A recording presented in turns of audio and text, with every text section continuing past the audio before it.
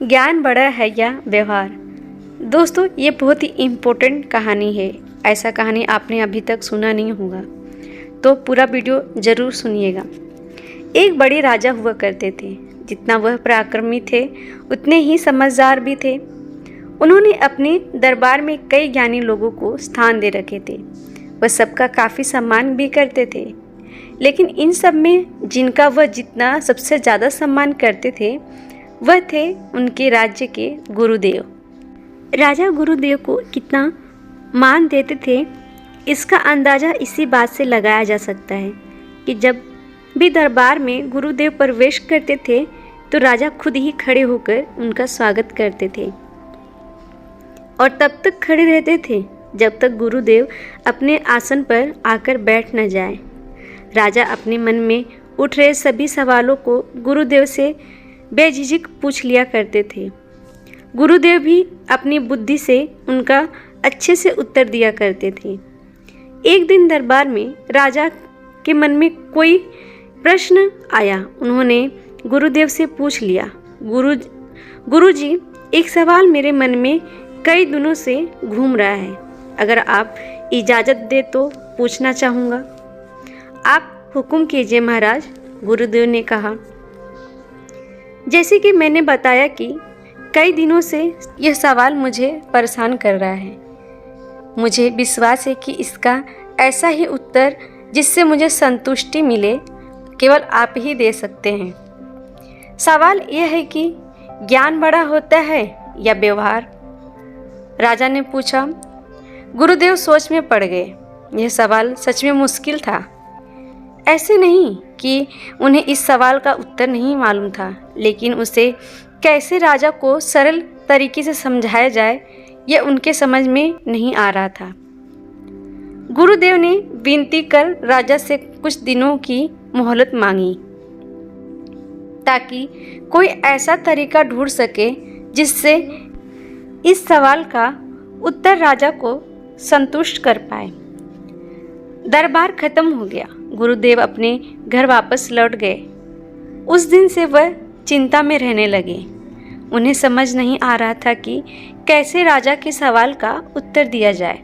2-3 दिन बीत गए, लेकिन गुरुदेव अभी भी इसी कस्माकस्मी में थे और वह ना अच्छे से सो पाते थे, ना ही ठीक से खा पी पाते थे। उनकी पत्नी यह सब देख रही थी। सो पत्नी ने गुरुदेव से उनकी परेशानी का कारण पूछा। गुरुदेव ने सारी समस्या अपनी पत्नी से कही। उनकी पूरी बात ध्यान से सुनने के बाद उनकी पत्नी ने उन्हें एक उपाय बताया और कहा कि अगर आप ऐसा करोगे तो राजा को आपका उत्तर समझ भी आएगा और संतुष्टि भी मिल जाएगी। गुरुदेव अगले दिन राजमहल गए और कहीं न कहीं जाकर वहीं सीधे से राज्य के खजाने के पास पहुंच गए और खजाने से 2 मोती चुरा लिए। उनको ऐसा करते देख दरबारी ने देख लिया। दरबारी को अपनी आंखों पर विश्वास नहीं हुआ।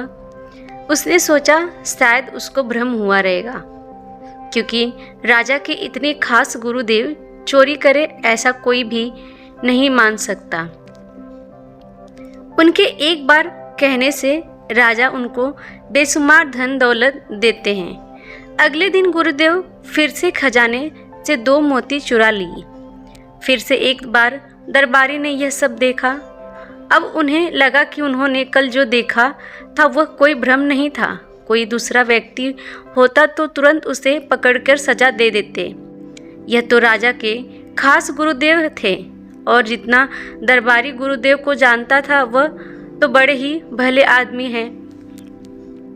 जरूर उन पर कोई मुसीबत आई होगी, इसीलिए उन्हें ऐसा करना पड़ा होगा। ये सोचकर दरबारी ने कोई भी प्रतिक्रिया नहीं दी। जब 2-3 दिन तक फिर यही घटना दोहराई गई, तब दरबारी ने अपना धर्म निभाते हुए इस चोरी की खबर राजा तक पहुंचा दी।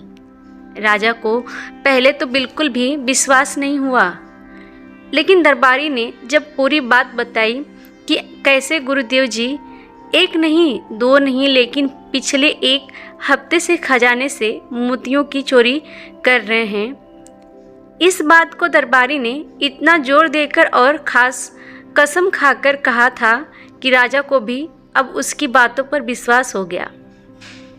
अगले दिन जब गुरुदेव दरबार में आया तो राजा ने गुरुदेव से पूछा, क्या आप खजाने से मोतियों की चोरी कर रहे हैं? गुरुदेव ने कहा हाँ, और सारे मोती राजा के सामने रखते हुए कहा कि ये लीजिए, ये सारे मोती जो मैंने चुराए हैं। गुरुदेव का ऐसा व्यवहार देखकर राजा के साथ दरबार में बैठे सभी लोग आश्चर्यचकित थे। राजा ने गुरुदेव से कहा, अगर आपको यह मोती लौटाने ही थे तो आपने चुराए ही क्यों? गुरुदेव ने राजा की माफ़ी मांगते हुए कहा, महाराज, मैं चोर नहीं हूँ। मैंने यह सब इसीलिए किया क्योंकि आपने कुछ दिनों पहले मुझसे जो प्रश्न किया था उसका संतुष्टि भरा उत्तर आपको दे सकूं, इसीलिए मैंने ये सब चुराया। जैसे कि यहाँ उपस्थित सभी लोग ने यह देखा कि आज महाराज ने ना ही मेरा स्वागत किया और ना ही पहले की तरह मुझे इज्जत दी, जबकि अभी भी मेरे पास उतना ही ज्ञान है जितना पहले था। बस कुछ बदला था तो मेरा व्यवहार। इससे यही साबित होता है कि आपके पास चाहे जितना ज्ञान हो, अगर आपका व्यवहार अच्छा नहीं है तो सब व्यर्थ है। इसीलिए व्यवहार सबसे बड़ा है, ज्ञान नहीं। राजा गुरुदेव की बातों से और उनके द्वारा दिए गए इस अनोखे उत्तर से बहुत प्रसन्न हुए। उन्होंने आज जैसा व्यवहार गुरुदेव के साथ किया था उसके लिए माफ़ी मांगी और एक बड़ा सा इनाम उन्हें दिया। दोस्तों, आज की इस कहानी से मिलने वाली सीख को हमें अपने जीवन में इस्तेमाल करना चाहिए। हम चाहे जितनी भी पुस्तकें पढ़ लें, अच्छे वीडियो देख लें, आर्टिकल पढ़ लें या जितना नॉलेज प्राप्त कर लें, लेकिन अगर हम उन्हें अपने जीवन में, अपने व्यवहार में नहीं लाते हैं तो सब व्यर्थ है। दोस्तों, उम्मीद है यह वीडियो आपको अच्छा लगा होगा। प्लीज़ लाइक करिए और चैनल को सब्सक्राइब कर लीजिए और अपने दोस्तों को शेयर करना ना भूलें। और आपके पास भी ज्ञान है लेकिन आपका व्यवहार अच्छा होना चाहिए ज्ञान के साथ भी। Thank you for watching.